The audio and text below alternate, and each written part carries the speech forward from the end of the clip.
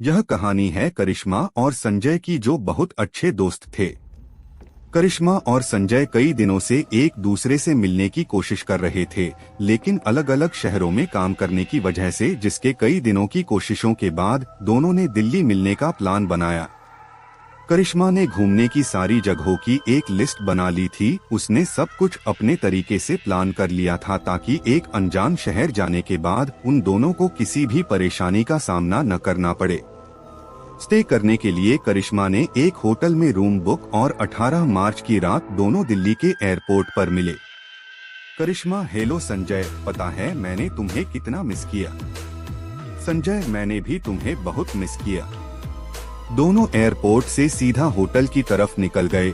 करीबन 1 घंटे के बाद दोनों अपने होटल पहुंच गए। होटल बाहर से बहुत ही खूबसूरत लग रहा था। इतना खूबसूरत होटल देख संजय काफी खुश हो गया।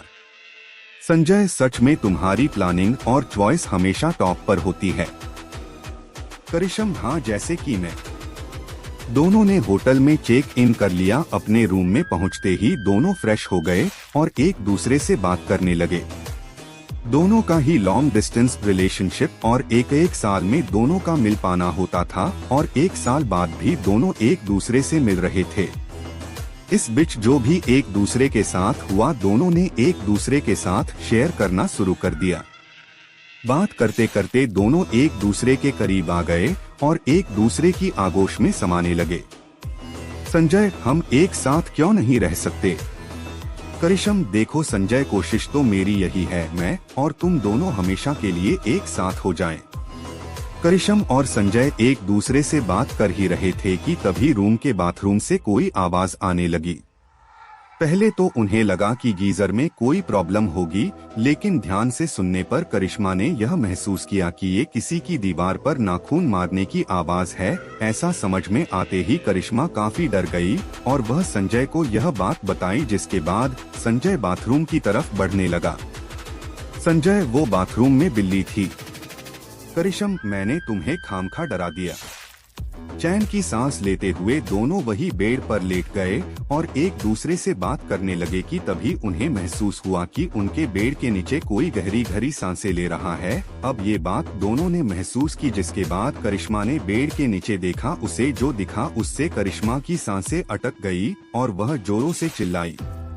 संजय को कुछ समझ नहीं आया और उसने भी जब बेड के नीचे देखा तो वह उसे कुछ दिखाई नहीं दिया। करिश्मा को अब उस कमरे में कुछ अजीब लगने लगा था। उसे वहाँ किसी तीसरे के होने का एहसास होने लगा। संजय ने उसे बहुत समझाने की कोशिश की, लेकिन करिश्मा अब वहाँ रुकना नहीं चाहती थी।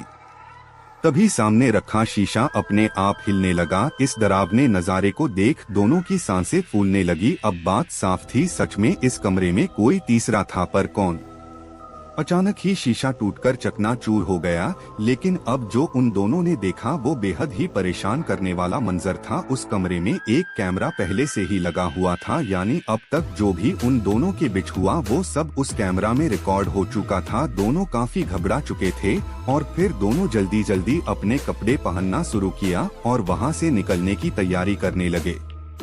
इतने में पास रखे अलमारी से किसी के गुर्राने की आवाज आने लगी। यह सुन दोनों बहुत ही डर गए। अब बस कैसे भी करके दोनों वहां से भागना चाह रहे थे, लेकिन कमरे का दरवाजा खुल ही नहीं रहा था। काफी देर के कोशिशों के बाद भी दरवाजा नहीं खुला कि अलमारी अपने आप जमीन पर गिर गया। करिश्मा का डर एकदम सही था कि यहाँ कोई तीसरा भी है। वही अपने सामने इतना खतरनाक आकृति देख दोनों ही डर से कांपने लगे कि तभी हवा की तेजी से उस आकृति ने संजय का गला पकड़ लिया। संजय जोर जोर से चिल्लाने लगा, उसका दम घुटने लगा था। करिश्मा भी संजय को बचाने की कोशिश कर रही थी, लेकिन वह कामयाब नहीं हो पा रही थी। फिर संजय ने पूछा, तुम्हें मुझसे क्या चाहिए? संजय के पूछते ही उस भूतिया आकृति ने हवा में कुछ लिखा। सच बोलो, यह पढ़कर किसी को भी कुछ समझ नहीं आया। उसके बाद उस भूतिया आकृति ने फिर से कुछ लिखा, कैमरा।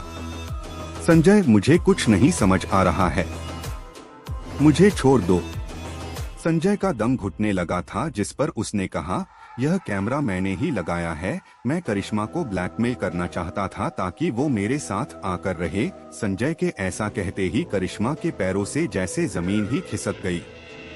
संजय ने यहाँ आते ही कैमरा को छिपाकर लगा दिया था ताकि वह करिश्मा को अपने साथ रहने के लिए ब्लैकमेल कर सके। इस घिनौने काम के बाद करिश्मा टूट चुकी थी। वही उस भूतिया आकृति ने संजय को हवा में उठाकर पटकना शुरू कर दिया। कुछ ही देर में संजय ने अपना दम तोड़ दिया। मगर ये भूतिया आकृति थी कौन? बात अब साफ थी। उस भूतिया आकृति ने करिश्मा की जिंदगी को नर्क होने से बचाया और संजय को इसके किए की सजा दी।